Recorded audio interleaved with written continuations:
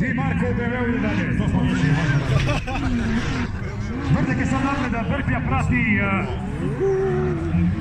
Ni Brklja nije baš...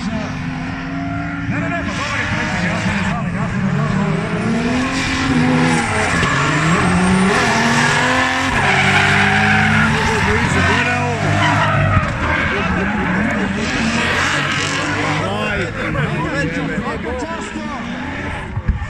Ovo je samo što mu ne ulazi unutra.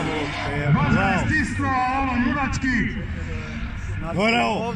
Gore ovo. Ovdje je bolje. Još bolje od ove dvojice malo prije. Nevjerovatno! Nevjerovatno, ljudi moji! Marko Brčetić! Prije na nebu brdo. Šta sam reći na ovo? Ova je... Duplo brže. Sada kako će Brdeka odraditi.